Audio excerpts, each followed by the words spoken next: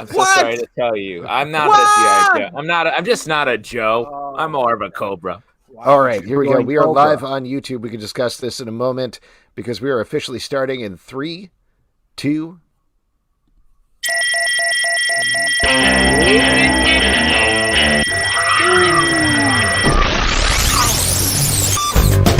What is up, everybody? Welcome to Comic Book Club. I'm Alex. I'm Justin. I'm Pete. And we are coming to you live from the internet, as usual, going live to 2 places video-wise. We're live on Crowdcast, also live on YouTube. Hello to everybody watching on YouTube. Hello to everybody watching on Crowdcast. Or maybe you're listening to this as an audio podcast, in which case, hello from the past. It's nice to hear from you. No judgments. Great. Tell us about your great future. I was just telling Pete that I joined Cobra. I'm That's so sorry. horrible. I'm wearing a Shelby t-shirt, which has a snake on it, and I washed out of Joe's. That's like when I had a job and they were like, you can sign up for this insurance called Cobra. And I was like, fuck you, I will. What? Actually, Pete, that might have been good for you. Yeah, well, I'm not falling for it. Did they say you could sign up for Cobra? Did they say it like that? I was like, no way, man. Oh, okay. And that's why your G.I. Joe name is Dangerously Uninsured, right? There's Snowplow, Roadblock, and Dangerously Uninsured. Yep. Yes. Yep. They're like, hey, maybe you don't want to go on this mission dangerously. So, folks, we have a great show for you tonight. I'm very excited about the guests that we have here. We have 2 amazing guests. Later in the show, Rick Remender is going to be here to talk about all of his books. But I'll tell you what, I'm going to invite in our first guest right here, right now. I'll tell you what, let's do it. Yeah, she is the writer of the brand new graphic novel from DC called House of L. That is a brand new look at the history of Krypton. It's very cool, and I'm very excited to chat with her about it whenever she gets into the stream here. It is also Volume 1. Ladies and gentlemen, Claudia Gray. Hey. Hello. Thanks so much for joining us. How are you doing? I am doing okay. I think we're still in the relative values of okay that 2020 gave us. Mm-hmm. Maybe it changes the Lunar New Year. I don't know, but that's the kind of optimism I like to hear. Like maybe it's a moon, maybe it's a moon thing. Yeah, just setting the tone here. So, Claudia, House of L, the first volume, came out last week, I think, at this point. So it's been out for a week. It's very cool. I don't know if people who are listening, who are watching, have read it, but I think we're very used to seeing the story of the House of L through Kal-El, through Jor-El, and we're introduced to Jor-El and his wife here, but it focuses on different characters, and I think, from my perspective, I felt like that really gives a fresh new take. Where did that idea first start, to not do the typical Superman story that we all know and love? I guess really for me, the whole question has always been, and I mean, since I was a little bitty kid who saw Superman the movie, it was sort of like, how can these people be so brilliant and so advanced and have no idea their planet's about to blow up? Yeah. Fortunately, our society has caught up to that belief pretty quickly. I think House of L is touching on some of that. But in this case, I thought, like, what if they can't see it? And that brought around the idea of sort of genetic engineering, the idea that this is a Krypton where people have been designed to be the perfect scientist or the perfect soldier or the perfect whatever it is, by a society that's sort of forgotten that you need cross-pollination, you need different ideas, you need different approaches to things. And it's a society where there are a handful of people like Jor-El and like Zahn in this book who are able to look at things differently. The most part, they can't even see this. And so Jor-El and soon the title characters of this, not title characters, but main characters of this, Zahn and Sarah, they have to try and look at this from this new perspective too. Oh, there it is. Yeah, well, I love these 2 characters, and they come clearly from very different parts of Krypton. The other thing that I thought was kind of fascinating about this, we've talked about a lot of these new DC line here. Yeah. Certainly, as you can see, for anybody who's watching the show live from the cover, they've got the little bit of the holding hands behind their backs, but a lot of the books have been much more YA romance focused. This has hints of that, but it focuses much more on the sci-fi and the the action. Was that, I assume that was a specific choice on your part? Yeah, it is. I mean, I love romance and I will defend it at length as a storytelling medium. But the pace of the romance and the meaning of the romance has to come out of the characters and the situation. And it doesn't make any sense for this story to have Zahn and Sarah immediately be, and ignore everything else. There's a lot of world building to do. And each of them kind of has to go through a journey before they get to the place where they can even see each other as friends and allies, much less more than that. This book, I think, sets up the world and creates the connection between them. Well, talk about the setting up the world then, because it's, we've read about Krypton so much through the decades. There's so much lore and different history and conflicting things because that's how comics work. So how did you pick and choose what you wanted to use to build up Krypton society in this book? Well, the first thing they said was, don't model it on what's come before, insofar as that's possible. Nice. You can never really be free of those influences, and why would you want to be?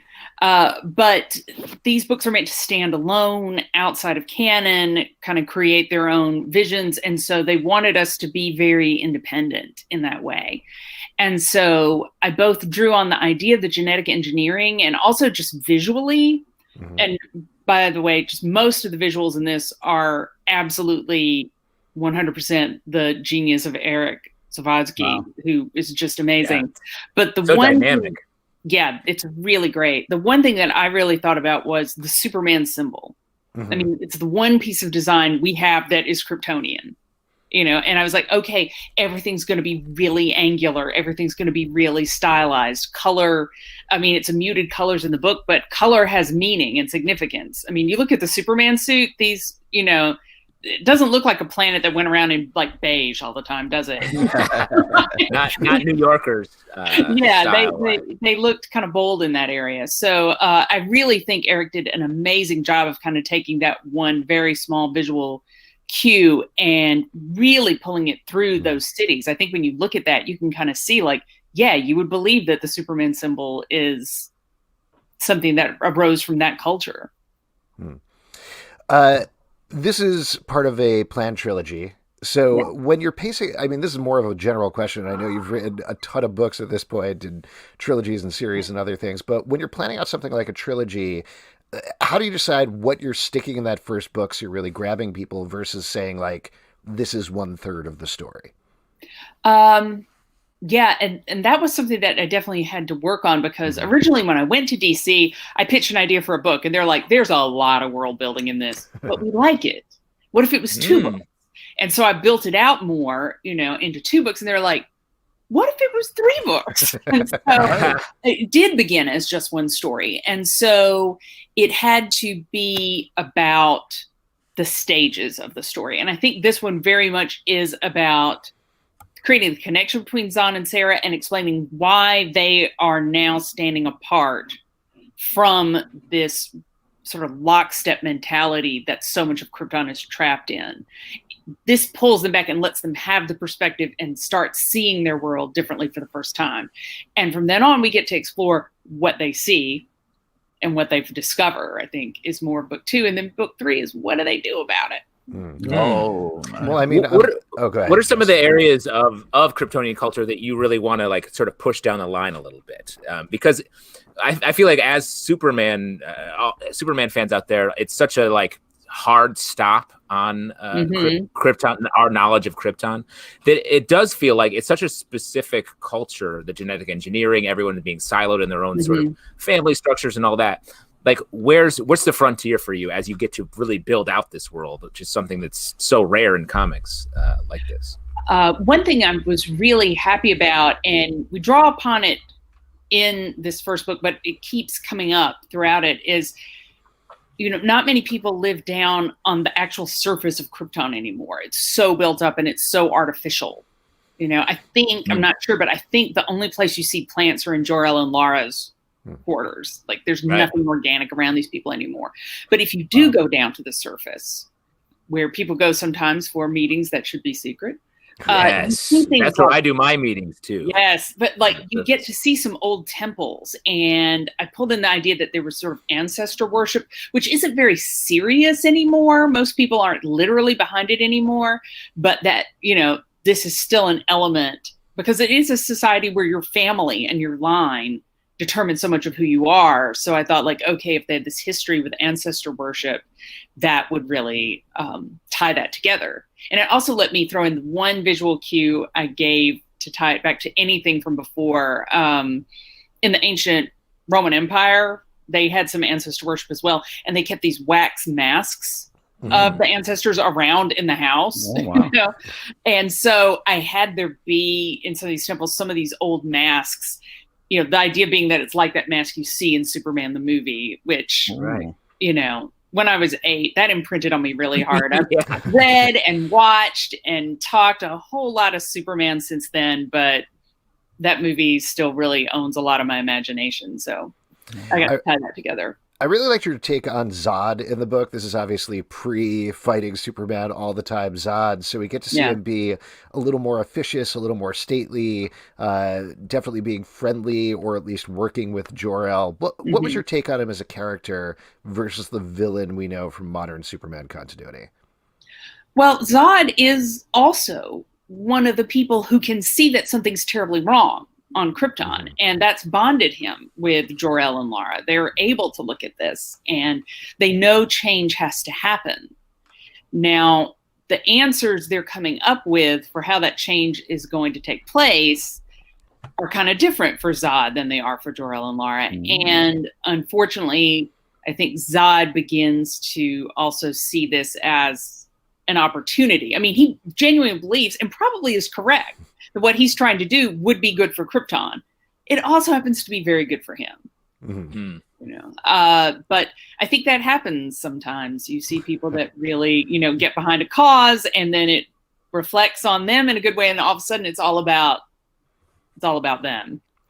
This is definitely getting ahead of ourselves, but given that there are the 3 volumes, and even with free reign, I think I have a pretty fair sense what happens to Krypton at the end here. Is the series a tragedy? Like, should we be looking at that like that, or are you not approaching it that way? Let's put it this way. I wanted an ending that wasn't Krypton blowing up, and I came up with one. And that's all I'm going to say for another 2 years. That's great. Now there's just not everyone gets in a little pod. I can't say anything more than that. It's a different. I can't say anything more. I'm going to spoil totally. it. No. Since you have had the book out for a week, what has the response been like? I know we're in a weird time anyway. There's a couple of things going on in the world. A couple things. People are somewhat distracted, but mostly the response has been really good. I've been really heartened by that, and honestly really relieved. This is my first graphic novel, and it's both a real joy and a huge call your bluff to be like, oh, would you like to write graphic novels? First out, Superman. First try, you're going to try that universe. It's like, I think I said in one interview, it's like somebody teaching you to ride a bike and then going, okay, Tour de France, go. But it's the really good response has been wonderful, and I've been really grateful to see it. And I hate kind of that this is coming at pandemic time, not only because I hate the pandemic, which obviously I do, but I really had hoped to be out at a whole lot of Comic-Cons. Oh, yeah. And I don't think we're going to be seeing much of anything before about October, but this series is going to be going on for a while. So I do look forward to being able to really interact with some readers at some point in the not terribly distant future. I mean, just rewind though, back in March, we're 3 whole weeks inside. Are you kidding me? And now we're I can't handle it. 8 more months. Yeah. Well, hopefully by the time volume 2 comes out, we'll have a better story. We can chat about it in person. The book is great. I love it. Congratulations on it. Before we let you go, anything else you want to plug? I know you have a lot of different projects in the works. So many different projects. Thanks to COVID, a book that was supposed to come out in October is coming out in February, which is my first thing in the Star Wars The High Republic initiative. It's the first YA novel. It's called Into the Dark. And I can't really talk too much more about that. I'm here to talk about House of L, but yeah, having back-to-back releases that's exciting. Yeah. Good exciting, but also very busy exciting. I am holding back all the questions I want to ask you. We'll ask you. Yeah, I know. Got to have me back on a different. Exactly. Claudia, thank you so much. Congratulations again on the book, and great chatting with you. Okay, great chatting with you guys too. All right, have a good night. See ya. All right. Once again, that was Claudia Gray. The book is called House of L. First volume is out from DC Comics right now. And it really is a lot of fun. Like we talked about, there's some great sci-fi elements in it in particular, some really good action. So highly recommend checking it out. And what's nice is it's a different take. It's a fresh take on it. So it's nice to, even though something you think you know, you kind of get to see it from a different angle. Yeah, it's like a TV show called Krypton, like a great new angle on the Superman story that we all like. You're just we all Pete up right now. First stand up guy in the comments asked, "What imprint is it?" It's DC Inc. Like a lot of the other non-continuity graphic novels we've been talking about. It's great though. Definitely recommend checking it out. Yeah, definitely. Let's bring our next guest into the stream. He is the writer of a million different books. A bunch of them are coming up right now, including Seven to Eternity, The Scumbag, Deadly Class is still ongoing. Low is wrapping up as well. So lots of stuff to talk about.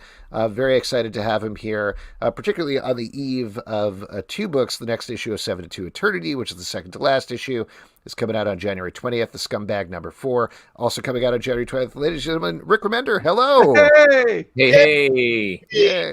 Technology worked. Yes, we did it. It's always a crapshoot. Every single time I have this bit of nervousness right before the guest comes in where it's just... I have it every single time I do one of these things. I'm like, hit the button. I'm like an old person in like 1880 looking at a phonogram. I'm like, Sam, come out the plastic. Where's this damn noise coming from? Well, and you're coming to us from a white pocket dimension. Look, where you're a bit trapped. trapped. I know what's going on back there. Yeah, exactly. No questions. I have had enough. I've been doing a little press because it turns out I'm locked inside. And we fled our house, and I'm renting a house away from humanity, where I hide my family from the plague. Smart. Just start things casual. So I'm hiding from the plague that's ravaging our country. Yeah. Right, guys? Just very light. You make it sound like this is news to us. Wait, what plague? What are you Give me some about? details. I want a couple of details on this. What's he talking about? And this room I'm in, where I normally do these things, because my kids are homeschooling, and the room next door is a bedroom, and it's yellow, and it's really garish and not great. And so my wife got me this so that I can not show people that room, which looks like that looks like a kidnap. Like your basement looks for sure like that was the last, like at least some co-ed saw. Somebody the shears, Justin. He's like, "Why the lights?" Oh. Yeah, Justin has these horrifying. This is where shears. you're coming from. Right. And instead, a murder dungeon. Yeah, you get me. And now you look like our dystopian overlord who we've come to get our next assignment from. That's right. It's clean. It's I don't know if it's better. I feel like it's very clearly out. There's clearly a shadow. It's clearly right behind me. I'm like, I'm in a land of nothing. It definitely feels like it's gonna at some point midway through the interview, it's gonna fall down, and there's just something horrible is happening back there. Yeah, someone's gonna be hiding their identity. It's like, that was a terrible amount of blood in that. Well, speaking of blood and people dying and amazing segues like that, let's talk about Seven to Eternity, which is about to release, I believe, its second to last issue on January 20th. This book has been awesome, just an incredible ride, and I'm hesitant to talk too much about spoilers, but I think the big thing that we talked about with the last issue is this feels like a story where you're almost flipping who we think is the good guy and who we think is the bad guy, and playing with our sympathies there. Is that, in the biggest vagaries, kind of on the right track in terms of what you're trying to do with this book, or is that way off? No, I mean, I think that's one of the goals was, I think that in our own thinking and in my own thinking as a human being, I was in a situation where I of course saw my point of view in this situation that I was in. and I was dealing with some people that I thought were purely villainous, and I was so righteous in my anger, and those people are wrong and I'm right, and we all do it. And so I started to concoct the story, and this is going back six years ago now. And I wanted to say a couple of things with it, but one of the things I wanted to make sure to do was to not let either character fall into their own righteousness, or let either one be wholly righteous, because it's not a service to any reality I've been in. And the more I dig through things, I think we can all find our culpability in any of these things in life. And there's always some nuance, right? And I know that as a society, we're not really excited about nuance anymore. They get fewer likes on Twitter, I find, nuance. Yes. Great place to go digging around for nuance. Yeah, people love the nuance on Twitter. If I know the place to go, oh, well, look, this guy's got a 20-post, think piece here about nuance. I'd love to see your faves. I'd love to see a rundown of your faves on Twitter. Yeah. Yes. So yes, it's a story where I think that, and I don't want to give too much away. We've got a couple of issues left to go. And it's important that I think in any story you try to do that. I think that we've got to a point where there's way too much. And I think that the prevalence of the superhero genre and how widespread that has become has led to a lot of very clear delineations between hero and villain, and I find those stories to be a little boring. So hopefully by the time we land this plane, this won't be that. Well, and I have a question in that sort of vein. I feel like so many of your books, we buy in on the genre, the beautiful artists that you work with, and then eventually you punch us in the neck with philosophy. You really sneak up on us with these big ideas that you're just talking about when it comes to who's right, who's wrong, and righteousness. Which comes first when you're coming up with an idea? And maybe it's different for different books, but does I want to speak about this, let me back into this type of story? Or are you I want to tell this sort of fantasy story, and that gets me into this righteousness point of view? So I think in most cases, it is, God, it's really hard to say, because it's always a mix. Sometimes I don't think I knew what the philosophical or what the thing I wanted to say was with Fear Agent, for example, until I was into Fear Agent, and I was realizing, it kind of clicked into place. But for something like Seven to Eternity or Tokyo Ghost or Deadly Class or Black Science or Death or Glory or some of the things I've done in the last 6, 7, 8 years, it's hard to say. They come in around the same time. A lot of it will be an initial visual idea, and then I'll through the day or in the shower realize oh, that's a really good place to talk about. Death or Glory, for example, was a really perfect place to talk about. When my wife was diagnosed with ankylosing spondylitis and rheumatoid arthritis, we had no insurance, and we couldn't get her insurance. And this is before Obama fixed the pre-existing condition laws. And so we went into debt on credit cards, paying for all of these procedures for her. And I got to taste firsthand what happened. And she was an immigrant. Anyway, I won't get into the whole thing. But I realized with Death or Glory that it was an opportunity to tell a story about the crumbling healthcare system and what we all do when we're desperate to protect people we love. And then to take but then at the same time, take my love of the visuals of things like Smokey and the Bear and Convoy and these things I grew up playing on HBO all the time with, those wonderful 70s aesthetics and the sort of romance of the Convoy and how tired I was of working all the time. And if I could join a convoy, I'd be out there a nomad on the great American highway, and every other convoy driver would be my brother. And breaker, where you are, All comic writers secretly want to be on a big old convoy.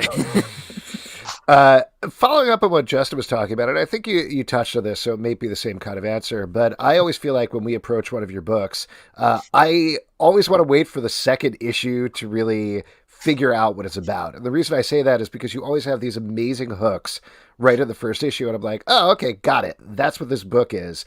And then there's always pulling the rug out under, it feels like, in the second issue, where it's, nope, book wasn't that, it's actually this other thing. And that's kind of where it follows from there. Do you feel like that when you write? Do you create those 2 issues as a set, or is that me just reading the book? Are we just talking? Are we crazy?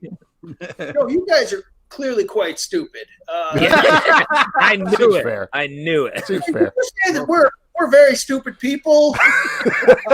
It's sort of the subhead for our podcast, really. No, I mean, I think that's right. And I think that, like, for me, anytime I feel like anything is on rails, film, television, video games, it's why we all love open world. Don't tell me where to go. Let me go. There is something about when I know that the intent is to take me on a it's a small world ride on rails, and you're going to show me what, and I kind of can predict where that's going. I don't enjoy those sorts of stories, and I think that the idea should always be, and I think I hopefully do this more often than just the first couple of issues. I like to try and figure out those waypoints along the way where I naturally find a place to turn the car and drive off a cliff. And I think that it keeps us, at least for me as a reader, when I'm reading a novel or if I'm seeing a TV show or a movie, when I see that the creators are willing to do some very drastic, unexpected things, that unpredictability keeps me excited about what comes next, I think. Yeah. I mean, let me ask you a question sort of to you for Pete, maybe a little bit, because Pete feels everything that happens to every character in the comics that he reads. And I feel like you really you're talking about right turns off a cliff. I feel like your characters feel it in every single move you pull them through. How does that feel for you? Are you like, I can't wait to really punish these people that I created, or are you feeling it in the same way alongside them? I think that's really the joy of writing, is that you want to inhabit these characters, even the characters you don't like. You're trying to get their perspective and their POV.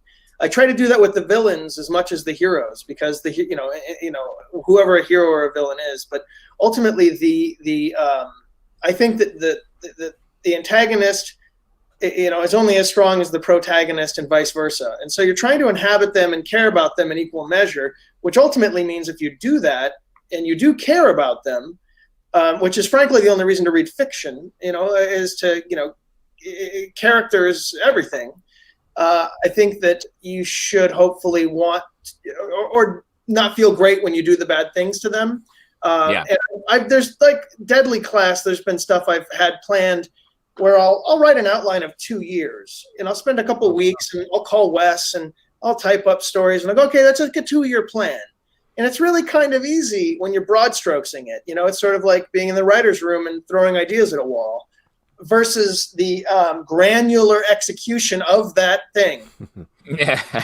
And you'll grow to care about a character, and you're just writing them, and you're in this flow. And it's the thing I get. So I'm so addicted to it. I love it. I love getting into that other world and just taking it these places and saying things to these characters. But of course, then I get to that point where I have to arm wrestle with myself as to whether or not I have I can't do this. There's stuff in Deadly Class I called Wes. I'm like, okay, I can't. I don't, what this I know I pitched this thing. Are you sure? And he'd be like, no, you're right. We can't do that. And then I'd sit down and go, there was one issue where Wes and I both agreed, we can't do that. That's awful. That's just too much. We've loved these characters. And we got off the phone, and I proceeded to take the outline, and then I just broke it into pages, and I pretended that we weren't going to use it. I broke it into pages. I wrote the script, and I sent it to Wes, and he was like, really? You're a heartbreaker. You're a stressed out god. I mean, it's funny. I was thinking about this. It's weird that you brought it up. I was thinking about it today. There's also been times in one book in particular, and I won't say what it is, where I pulled the punch. I was ready to bring down the punch from that outline, this whole thing. And I was like, I can't. I love this. I can't do it. And I think it's weaker for it. I think it's a little weaker. Now, speaking of Deadly Class, like for us, we were huge fans. And then to see like, how could he do this in a TV show? This is so insane on page. Like I can't imagine. And then just seeing the TV show and all the amazing choices that were made. I mean, Brian Posehn was killing it on that show. There was so much like action and amazing stuff. Like, what's it like to have that live in your brain and then see that on television? Well, I mean, I got to make it. I was the showrunner. Like, I know that's and that I. How was that? Oh, sorry. Go ahead. I was gonna just ask, being the showrunner of a show like that, you're in it so deep, and it's such a. I feel like you're such a meticulous writer to then be meticulous about everything on set is so intense.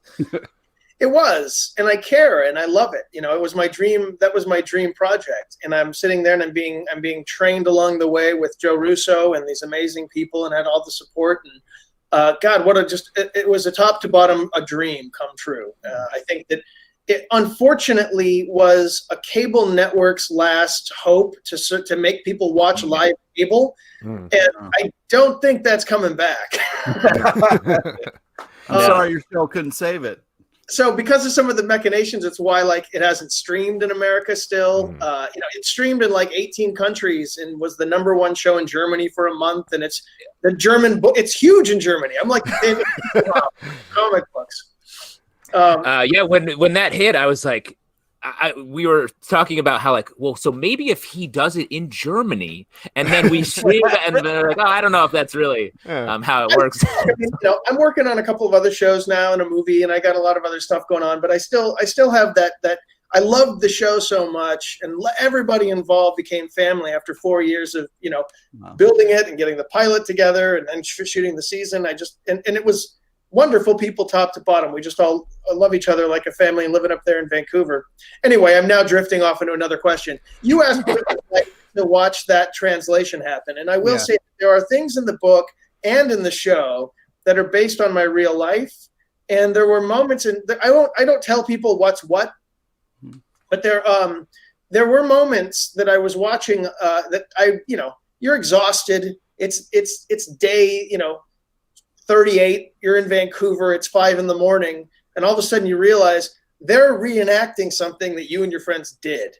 And that's like, and I just would feel like, you know what, that's like the most, if I could, it's amazing. It's a fucking crazy, wonderful, amazing thing. And I'm so proud of the show and what we did on it, that it was a heartbreak that we didn't get to do more, but I still hold on to this excitement when it finally gets on a streaming service in where people go to watch things that have this, like the rebirth that it had in Europe a couple months back, which was all of a sudden thousands of people on Twitter talking about it and this whole explosion, but in other countries. Anyway, it's a wild experience, but it was an incredible joy. You'll get a whole nother premiere with none of the work that you already exactly. That's kind of true though. Like when it finally does find the streaming service, I mean, we'll get back to the comics in a second, but I'm curious, given that you were saying it is hard sometimes to take the characters on the page and put them through the ringer. What's that like when you translate that to real people on the TV show? Is it the same? Is it even more difficult? Well, I mean, like, as you know, like the Deadly Class, the initial premise is Battle Royale, the TV show. But I wanted to also mix in the optic nerve of it all, to where you get into the slice of life and the 80s youth skate punk scene that I grew up in, and all of these various things. So that by the time you get to Battle Royale, you're like, no! What kind of succeeds at that? And Battle Royale was going to be the second season of the TV show. And I do recall there was a point when I was writing notes for the outline of season 2, because we thought everything was moving forward. And I started rewriting some of the same things that Wes and I decided that we couldn't do, but I just wrote the script. I hit those points in the TV show. And now I know these actors and I love them. These kids are so great, and they're all so smart and talented and vibrant and funny and wonderful. And we would, we did become a family, as cliched as that shit sounds when you hear it. And now I'm hitting this Battle Royale point in the story, and I was like, oh no. I don't know what I'm going to do. So in terms of the translation, it's a joy, like the comic book store stuff. When Marcus is eating the burrito and had the night of bad times. That happened. That's a true story. So like there was a moment where everybody was like laughing, like, why did you write this? And I'm like, I don't know. It's crazy. It just came to me. Randomly. Not from experience. Not real. Not real. I certainly never shit my pants in front of a kid like that, though, because that was terrible. Well, going from one book where somebody shits their pants to another book where somebody shits their pants, let's talk about The Scumbag, which I believe was... I mean, I don't know. The transition. I'm just saying transition. Stuff. This book, I think you said this on Twitter. Or maybe it was the end notes of like the second or third issue. But this is one of your biggest books of all time. Like, came out even bigger than you thought it was. Yeah. Why?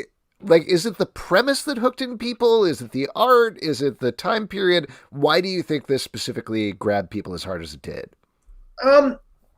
I've been writing drama and strictly writing drama for so long. I think Tokyo Ghost has the most of my humor in it, and Deadly Class has definitely bits of humor sprinkled into it.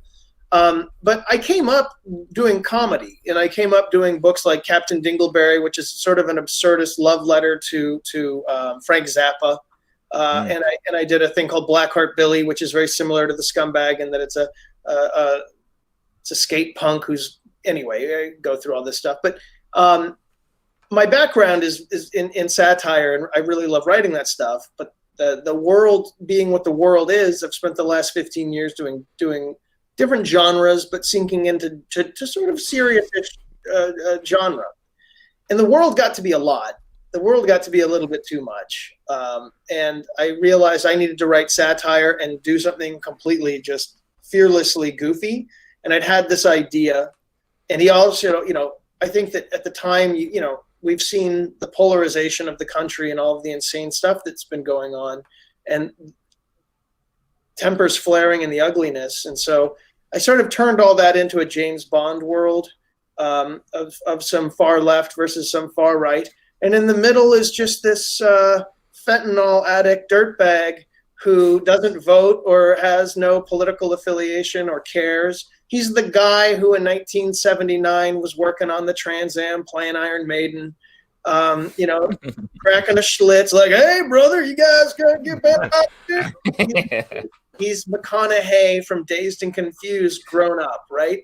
Yeah. And he's a little of the Big Lebowski, and these various characters we all love to watch, to be voyeurs with the loser and the scumbag. And I really thought, and I thought this was going to be like, I didn't think this was going to sell. I just needed to do it for me and to try to make myself to laugh again, to like sit there and like, to write a comic book. And every issue of this, that's the goal is while I'm writing it, I need to make myself laugh at least 2 or 3 times and feel like a chuckle, even if it's at the silliness of it all or whatever.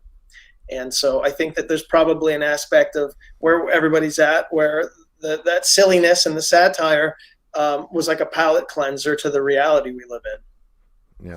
I mean, on that note, it's such a tricky thing to do a comic book that deals with politics or the real world in any way, just given the production schedule of everything. This does feel relevant for better or for worse because we're still very much in that moment. But how do you hit that, knowing that you're still a couple of months out from when the comic release, but you still want to say something that is culturally relevant? Excuse me. I think that what's interesting about imagination, and I say this all the time, is imagination exists as far as I understand it and what I've read, so that we can predict the future and prepare for it. It's the only reason, as evolutionarily, we have this thing called imagination. It's not that, like, as monkeys, we didn't need to go like, well, Star Wars is going to take me to a land of magic and there's going to be a little critter named Yoda. The original Neanderthals survived by cosplay, I heard. That's right. All of these things exist evolutionarily for a reason, for survival. And imagination exists to predict the future. And I think that writers and people who are ingesting as much news and reading as much as I do, and at the same time writing, I do feel like we have the ability to use that muscle to be a bit predictive. And I think that Tokyo Ghost was terrifyingly predictive of a lot of things. I started writing that like a good year before Trump was a thing. And you could just smell the zeitgeist. You can just smell this happening, I think. And so you have to hit those ideas, and you have to let go of the fear of reaction. So, you have to let go of all of it. You have to make sure that you've vetted it, thought it through, and that what you're writing is simply what you want to write at the end of the day. And if you overthink it, if you let the internet inform it, then you'll hurt it. We just had that conversation with another writer this week. We've both agreed that there were some things we'd done within the 20-year span of our career where internet response had terrified us into changing a story or changing a thing. And that looking back now, you can see the internet was wrong and that the story turned to shit because of that fearful reaction. So at some point I look at it like you're putting yourself out there to write the thing the way you want to write it. And sometimes you'll get a kiss, a soft little kiss. A little Twitter kiss. Sometimes you get whacked in the noggin. So true. One more question there. So a lot of your books have ended, and then you're bringing Low and Seven to Eternity to an end. Which one of everything that's ended so far of your independent stuff was the hardest to sort of move on from? Oh, that's a really good question. I mean, emotionally, I think like they all are. Like I just wrote, Dave McCaig dropped the final. Like the last issue of Low. We've worked for 10 years on it, so we just let it be late, and we just have been. Greg came in with some of these panels are like, Jeff Darrow's got nothing on what insanity. Anyway, and so as I finished the script and I got to the last few pages and I put the last bits in there, and it was like, it was crushing. It was 10 years of thinking about, it started off with writing Stell as a manifestation of my therapy and wanting to create something out of that, what I was learning about positive thinking and what I was learning about in there. And now she is I don't want to give any of the story away, but she's a bright light in an increasingly dark world. And that story never meant as much in the zeitgeist grand scope. It was always a very personal thing. And here I am in a world where optimism and the ability or even the notion of hopefulness is like, I don't even know what you would apply to it. Is it, it's not cliched. It's just not a thing. Nobody's sitting around looking at all of these things between the rise of fascism and climate change fires and a pandemic and going like, things are looking good.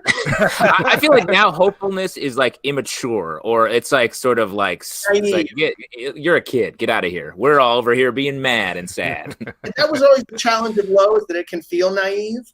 And I'm a pessimist, and it can feel, as a cynical pessimist, it always felt naive to me. And the challenge in that book, and I feel like I've accomplished this in it, is to write that optimism from a place of overcoming our natural cynicism and that naivete in the face of overwhelming odds that shit looks awful.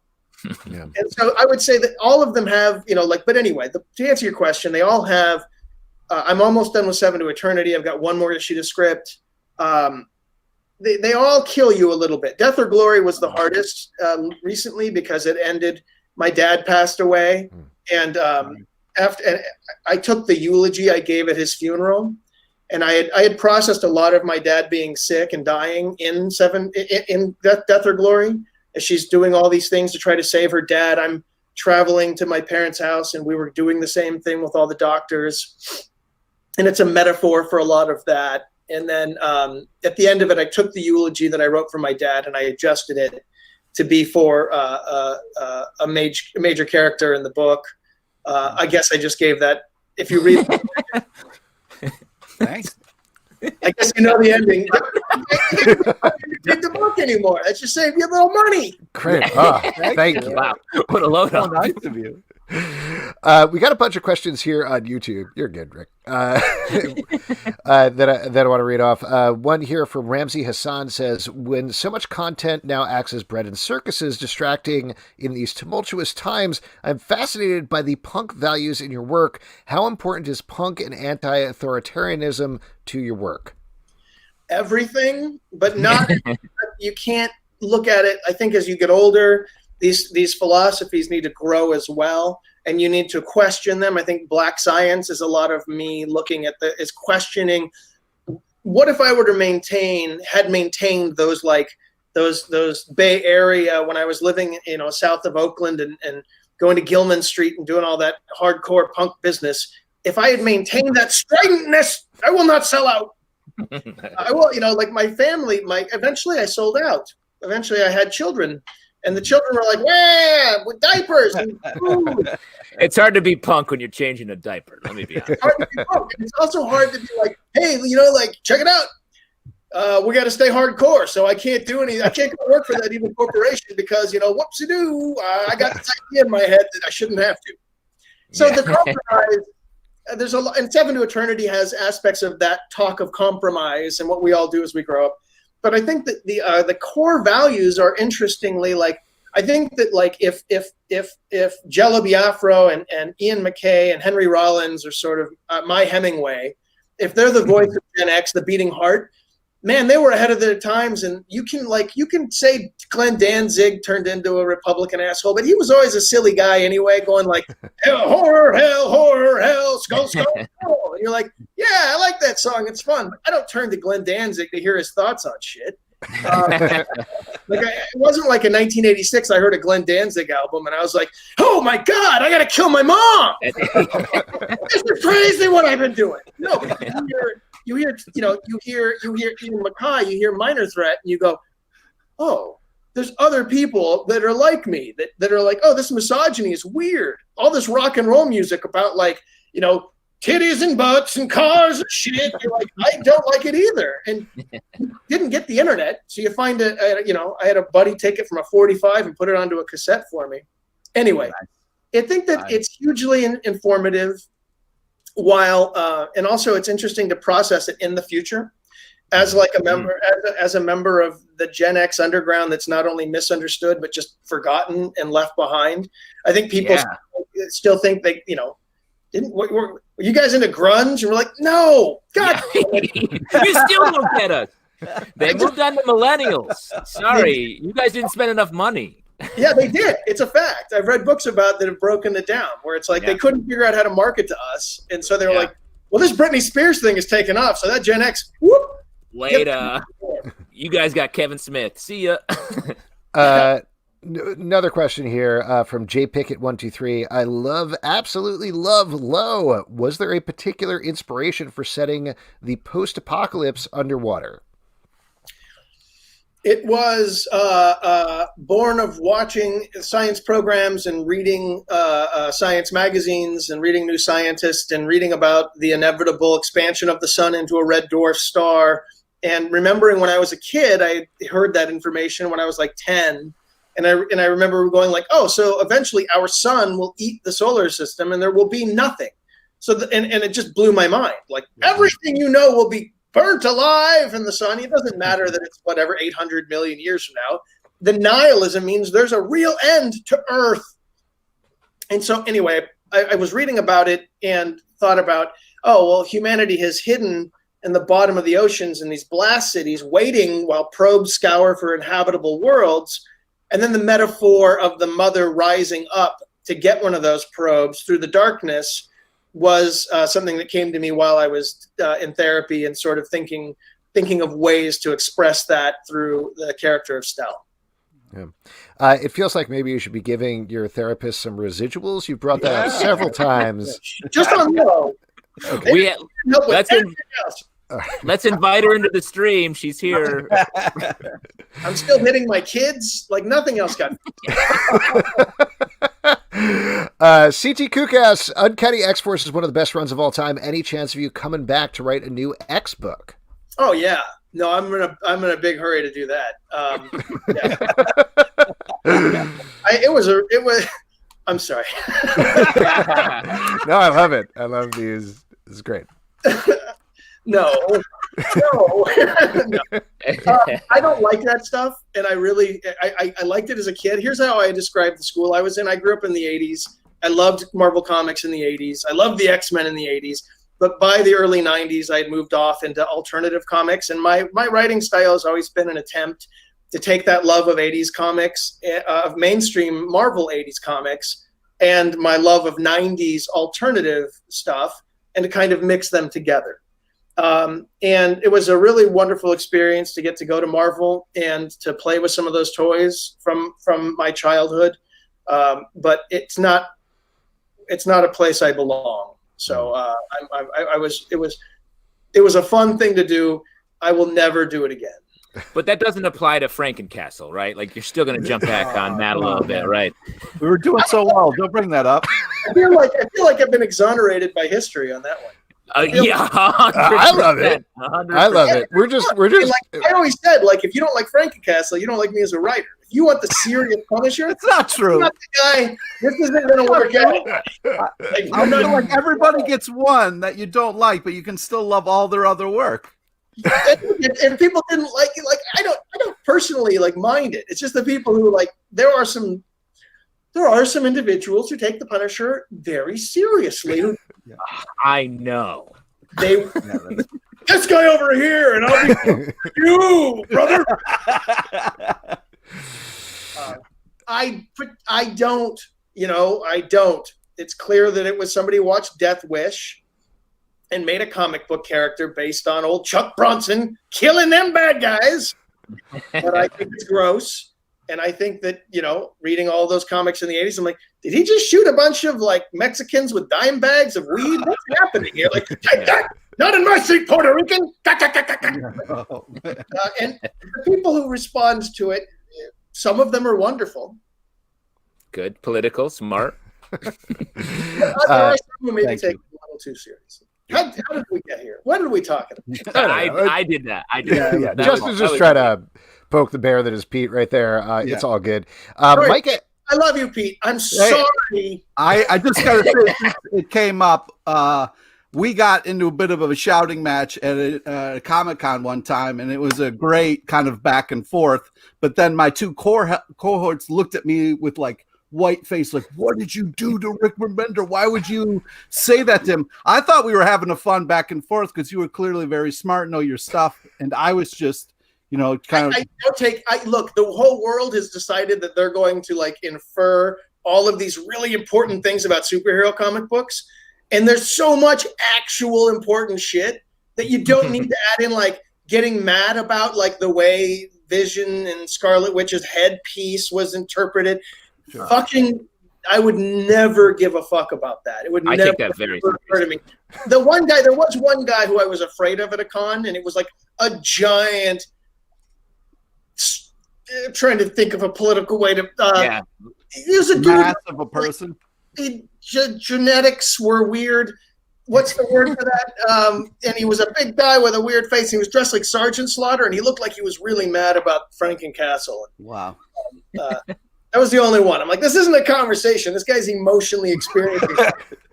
Well, I'll tell you what, this conversation seems like therapy for Pete. I think he's going to get some good comics out of it. We do have one more question over here on YouTube. Micah Henry says, when is the Fear Agent movie coming out? I want to retire on my first prints. The Fear Agent it's a TV show. Mm-hmm. And we got Seth Rogen and his team and Matt Tolmach and his team. These are the guys behind The Boys and the Sam Raimi Spider-Man and all these wonderful things. And we've got the director of Shazam and the writer of the new Batman movie. So there's a lot of people who love comics and love Fear Agent, and they are putting into this something that is what's coming out the other end. I think is a love letter to Fear Agent, and your fear is that once the team comes together, you're going to start hearing a lot of like, well, what if? And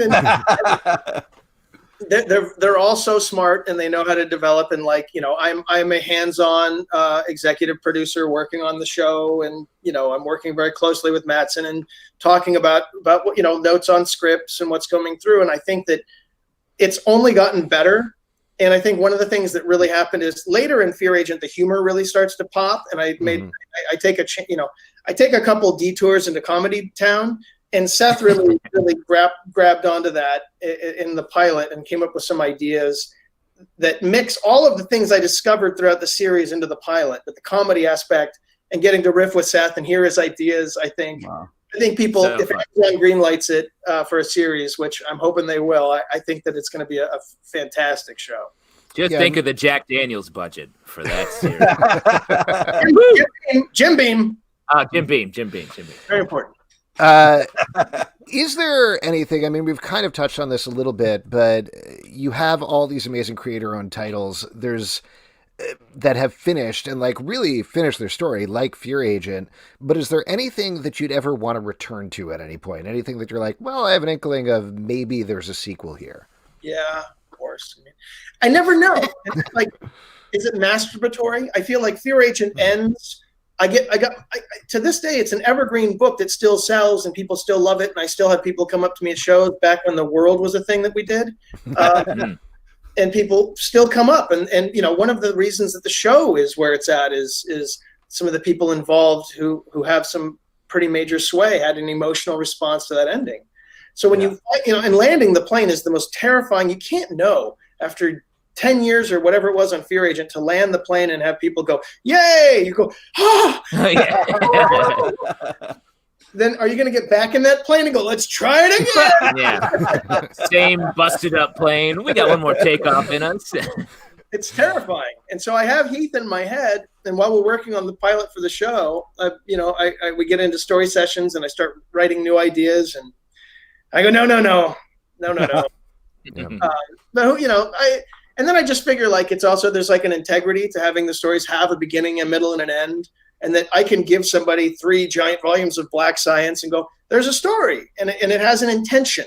It wasn't just me meandering. It does a thing and you can see there's an intention and it lands a plane. And then, you know, like if that one gets picked up, if we, you know, working on developing that into TV as well.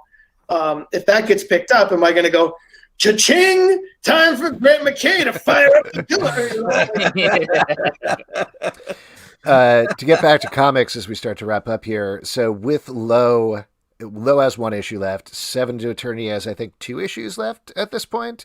So you got the Scumbag potentially ongoing, but I think that's it. Are there more titles coming down the pike from you that we should be looking forward to?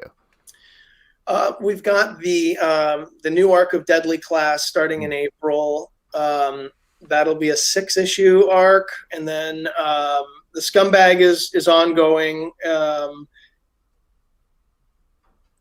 don't know. I was thinking I would mention something that I am doing, but I do have another book that I shouldn't announce it. You can go ahead. It's fine with us. It's fine. The world's over. The world's over. Hey, buddy, that book's not coming out. Yeah. Sorry, the sun just red dwarfed, so hurry up and say your books. It's like the 4 of us sitting back on the Zoom call and you just holding it up page by page with the fire. That's what's behind the white wall is the fire that's consuming our earth right now. Rick, thank you so much for coming on. Congratulations on everything. So really looking forward and nervous about the endings of Low and 7 to Eternity. Seriously. But I'm excited to check them out. Thank you for the support. It's always great talking to you guys. So great. Take care of yourself. Yeah. Right, Rick. See ya. All right. Rick Remender, everybody. Oh, my gosh. That was great. Just to run down the stuff again, 7 to Eternity number 16 is coming out on January 20th. Scumbag number 4 coming out also on January 20th. Low number 26, which is the final issue, is coming out on February 3rd. And as very lightly teased, more to come. So very cool stuff. Pete, you doing all right? You good? Yeah. Great chat. I'm glad we got to talk about it. It was the elephant in the room, and even when we were having a fun shouting match, I mean, he is a, he's got a comedy mind, so he likes. Yeah. He's just hysterical, man. I can't imagine. He's that rare mix of someone who, both in person and creatively, like wears their heart on their sleeve, but still like is funny and just brings big stories with like all meaning behind them. I just love his work. Love talking to him. Love bringing up Frankencast. I would love to be a fly on the wall for his therapy sessions. I mean, that's got to be fun. That sounds like a crazy breach idea. of trust. All right, folks, we're going to move on with our next section, which is my favorite section because you all make it up. It is your audience questions. And for audience questions, you guys can figure this out, but if you're over on YouTube, as you already have been doing, just drop your questions in the comments. Here on Crowdcast, drop them and ask a question, and I already see a bunch piling up there. But before we get into it, what you drinking, Pete? What you drinking? What you drinking? Still polishing off this giant bottle of vodka. Got a little purple Hurry sword up. Kool-Aid. That stuff goes bad fast. You got to get that. Yeah. Like Sometimes milk. you got to freeze it to keep it fresh. Mm-hmm. Yeah, exactly. That stuff's like milk. I'm finishing up a Miller High Life, as you probably noticed. Champagne of beers. And then, just like last week, jumping into a Dreamland Session Sour nice. from Coney. Wow. I got myself some Two Hearted Ale. Ooh, going hard, Alex. I mean, I don't know. I honestly, it always reminds me of after when we would do live shows, we'd go over to Pioneers, get some Two Hearted, good stuff. Me too. And then I would be like, I drank too much on the subway ride home. What was the beer? What was it? Longboard or what was it? It was like I had that Hawaii logo on it. Yeah, longboard. Yeah, longboard. Longboard. That was man. We used to get those 2 drink tickets. Oh man, I miss that bar. Just think of all the drink tickets we've gotten over the years, and all those tiny shots from that random bartender who didn't know what he was doing. Worst bartender, best guy. Free shot. Yeah, exactly. Truly. Let's get into some questions here. We got one from Pete's Punisher Slippers. Is the news coming out of the CW regarding Green Arrow and the Canaries the final nail in the coffin of Pete's Arrow Corner? Any fond memories of this long-running fan favorite bit? I love that this question is not about Green Arrow and the Canaries not getting picked up at the CW. No. It's about Pete's Arrow Corner, a bit that we do on the show. That's very exciting for me. The problem is, like, for you, we only can do Pete's Arrow Corner as the bit when Arrow is airing. So now we actually have to devote time to Pete discussing Arrow every week on the show. Yeah. Oh, well, that's great. Go ahead, Pete. Reactions to Green Arrow and the Canaries not getting picked up, the backdoor pilot. Well, first off, I'm sorry. We actually have a lot of questions here. We have a lot of questions. I'm so sorry. Here we go. Jay Citizen says, do you think a Star Trek show that doesn't touch the Federation could work? Interesting question. Like just a bunch of Andorans hanging out on their planet or something like that. Yeah, absolutely. I would say. I think like they've got so many Federation-focused stuff spinning off. I don't know how heavily people follow Star Trek on here, but they got Star Trek Discovery. They're already filming season 4 of that. They've got Strange New Worlds, which focuses on Captain Pike, spinning out of Discovery. They got the second season of Picard. They've got an animated show called Prodigy that sounds very cool. That's going to be on Nickelodeon, and that focuses on a bunch of teens finding an abandoned starship and just kind of picking it up and flying it around. So that kind of touches on that. And there's also the Section 31 series they've been developing with Michelle Yeoh for a while. That's like the Black Ops version of Federation. But yeah, I mean, I think there are unlimited amounts of stories they could tell in that universe, and I would be happy to watch almost whatever, personally. Well, let me take in the opposite side. Like, what is, like, the Federation is the whole thing. Like everything, even the series you just mentioned are all like reflective of the Federation, except for maybe what Picard could have been if they didn't go the way they did. Yeah. So like, I don't know. I'm trying to think of a story that could use the themes. Like, how do you explore the themes of Star Trek, which is about like service, exploration, adhering to the values of a society that has like fixed itself. How do you do that without doing Federation? So this is total side to this discussion, but Nat is really fucking me up today because we keep making the same jokes nonstop. We did it in Slack earlier today. We did it in the comments here. Oh, you guys are so cute. I was about to say Borg workplace sitcom like The Office, and then Nat put that in the comments. So get out of my fucking head, Nat. That's all I'm saying. Maybe you guys are switching places. I think so. I'm very weirded out about that, but I do think like Deep Space Nine was about the Federation, but it's something that didn't have to be about the Federation. You know, That's a good call. Yeah. So I think you could go on that, particularly because you've got like all of these different societies and they interact side from the Federation. There's a way to go there. Or you could follow some villains and go on the opposite end of the spectrum, you know? Oh, Star Trek definitely known for its villains. Everyone's like, give me more of those Star Trek villains. Yeah, what's going on with Q? They're all called Q. They could be like Q. The best part is about Star Trek villains is eventually they become just friends. Everyone. Khan, sure. But like the Borg, they end up just being like, nope, we're gonna save them. They're people now. Q, it's like, no, you're a Q now, and this guy's a Q, you're not a Q. Q's just not everyone's fine. Here's a question from over on YouTube that feels like a real challenge, and I'm going to go first because I have no ideas other than one, but John Dorsey says, all right, boys, top 3 favorite penciler inker pairs. I'm going to choose John Romita Jr. and Klaus Janson. Now you guys go. Man. I see. That's what are you having a problem naming inkers? Is that what? No. I'm having no problem. It's just like that's the top ones, and I'm curious to hear what your guys' choice is. I have innumerable ones. I just don't want to say them. Yes, of course. Frank Miller and Klaus Janson. You're really leaning on Klaus Janson for this whole conversation. I'm going to give it up. I mean, Wade von Grauberger on Starman is the inker that I really loved the way that he inked.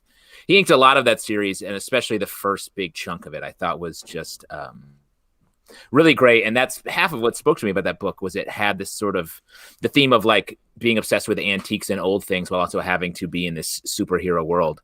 That was, I love that look. And so that would be my, Pete will be back.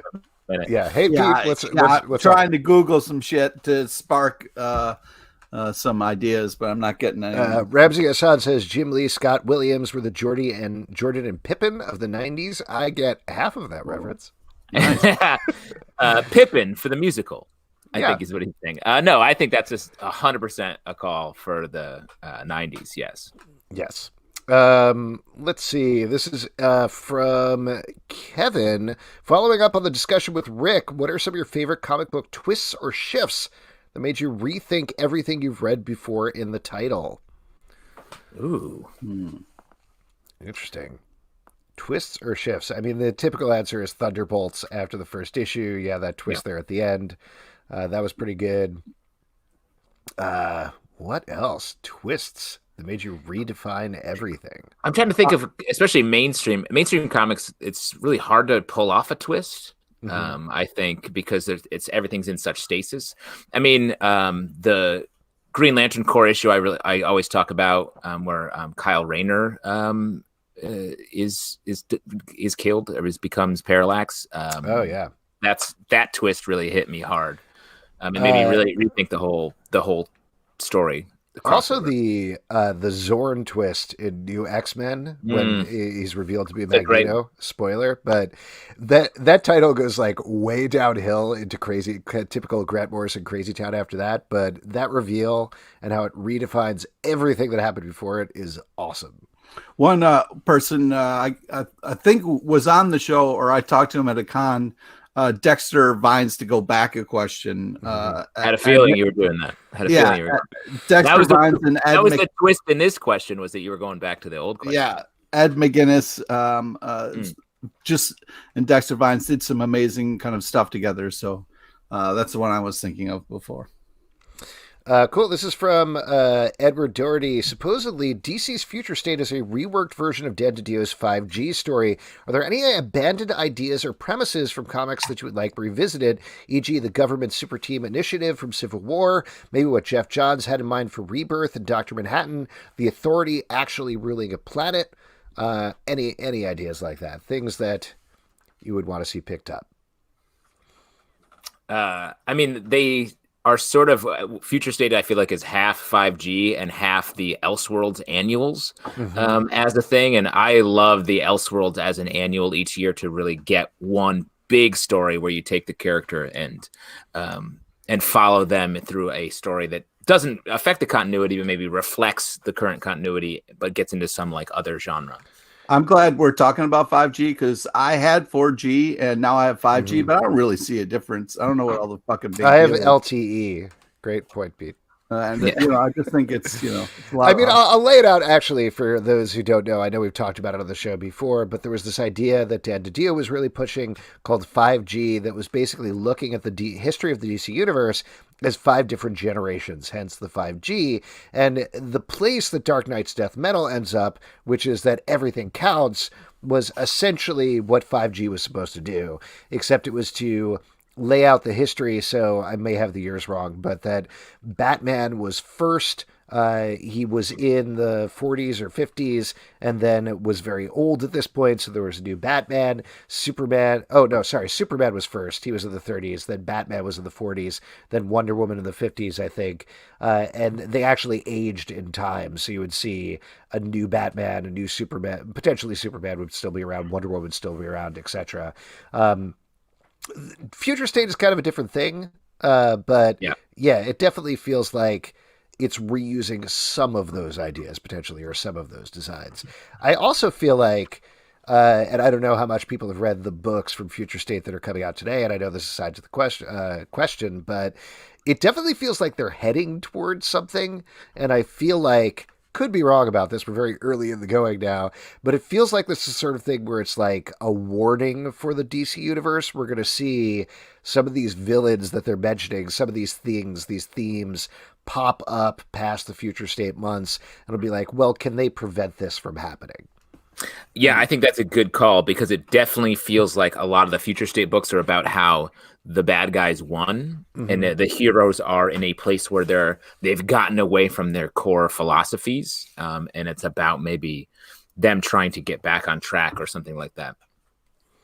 And to get back to the question, this is kind of jumping off of what you said, Justin, but I used to love annual crossovers back in the day, like legit ones. The Vibranium Vendetta, my man.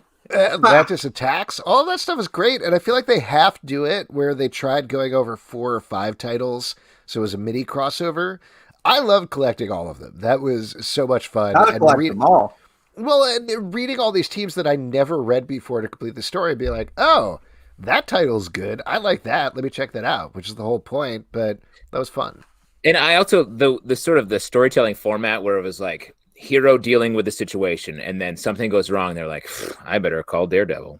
And then you see Daredevil show up, and then you just follow the book over there. The Korvac saga was another one, maybe that same year, that was really good, very intense story, crossing over into those different titles. It was also like jumping around to some titles where it was like, these heroes have no business being around each other, so it's cool that they get to hang out. Yeah.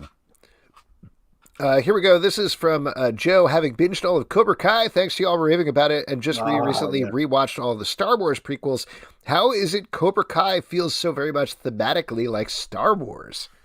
Interesting. Justin, you have not watched Cobra Kai, right? I haven't watched Cobra Kai yet. You got a giant cobra on your shirt. Come on, man. No, You're advertising it. Yeah. This is a Cobra Kai t-shirt. No, I'm Cobra like G.I. Joe. So there's a lot of ways to be a bad guy and be a Cobra. Yeah, I mean, I think they've, in a very broad way. I want to. There's a lot of TV going. In a very broad way, they've definitely built it up as like Cobra Kai, the Sith, and Miyagi-Do is kind of like the Jedi. I don't know why I'm blanked on Jedi. And you got Kreese is like... That's the one. Too many things. It's too many terms at the same time. Kreese is kind of like the Emperor, so I can basically see that. Like, I can understand that. They've definitely, I would say, as somebody who vaguely remembers the Karate Kid movies, mostly for Glory of Love, and that's pretty much it. They definitely mythologized everything there really well and built up whatever you can do with the mythology about teen karate people fighting each other. Pete, anything additional as the other person who watches it? Yeah, I definitely see what they're saying about the Star Wars thing, but unlike the Star Wars thing, I think they're doing it in a really smart way. It wasn't they kind of wrote it in a way that really made sense and wasn't a letdown or upsetting. How many midichlorians did the characters have? Well, I mean, that's how many fights do you count all the people that are there? I mean, my favorite part of Star Wars, obviously, is the midichlorian count of the different characters. Sure. So I'm just curious what the midichlorian count of our heroes You have that are. Ranker, right, Justin? Yep. I own the website Ranker, and I have it mostly focused on blood testing other fictional characters to find out what their midichlorian count is. My favorite thing is where you rank the midichlorian count of the characters in terms of endearment. Yes. hard. And it's hard with I'm getting into The Crown and also Diners, Drive-Ins, and Dive. It's hard to rank the midichlorians. Guy Fieri, off the charts, just dripping midichlorians. His hair is not dyed. That's just midichlorians falling out of his trying hair. to sneak out of his head. It's just on fire. Follow up on YouTube. Ramsey Hassan says, what classic film would you like to see as a TV show, Cobra Kai style? Ooh. This is perhaps a bad answer, but it's one of the properties that hasn't been touched Wars. yet. Yeah. You ever thought about doing a Star Wars TV show? No, Gremlins. When are the Gremlins coming back? They're doing that. We talked to Say Chan about that on our show. He's doing the Legends of the Mogwai show for HBO Max that's been in development for a while. I'm very excited about that, but I think that's going to be great as an animated show. Very excited to see what he's going to do. But also, live action. Let's get more Gremlins up in here. Yeah. Pete, what about you? Geez. I mean, so many great stuff. I would like to see, the movie Rad, really dissect that and kind of turn that into a 3 or 4 season arc. I mean, those Paper Route Kids are just, that's just comedy gold right there, I mean, I'll tell you, this is another one that's happening, but I am very nervous and excited for the Alien TV show to see what Noah Hawley is going to do with that. Yes. That's one that, I don't know what that's going to be, but I'm fascinated to see how it turns out. Yes, agreed. Maybe, non-racist Goonies would be fun. Oh, yeah. CT Kook over here says Goonies TV show. That would be fun. Huge opportunity. Another question from Joe. Pete, who's more fun to argue with, Dan Slott or Rick Remender? Actually, if you could rank all the people you like to yell at on our show.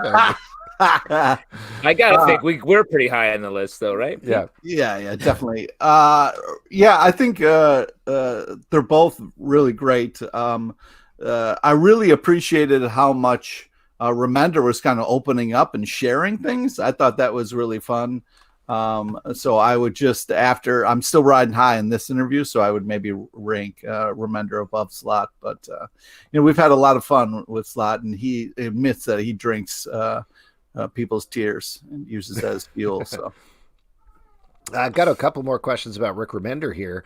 Coincidentally, Pablo D. Martinez says, "What's the best and worst thing you've seen in a Rick Remender comic?" I think I can't believe you put that shit panel up while we were talking to him. It was an accident. I saw it coming. I was like, I don't know if I should flip. The shitting was an accident, Alex. Yeah, he didn't mean to do it. Well, I was just I saw it come in the pages, and I was like, do I flip by this quickly, which is going to look weird, or do I sit on it? You sat on it. Are you describing shitting, or are you talking about the panel? I mean, 50-50. Yeah. Oh my god! Shit. I mean, that's honestly the thing where it's just, it's very funny and it's gross, but it's a little too much for me. I'm not really into fecal humor, so that's probably. Oh, okay, Mr. Class Act. Can't he deal with a little poopy pants? Sorry, bud.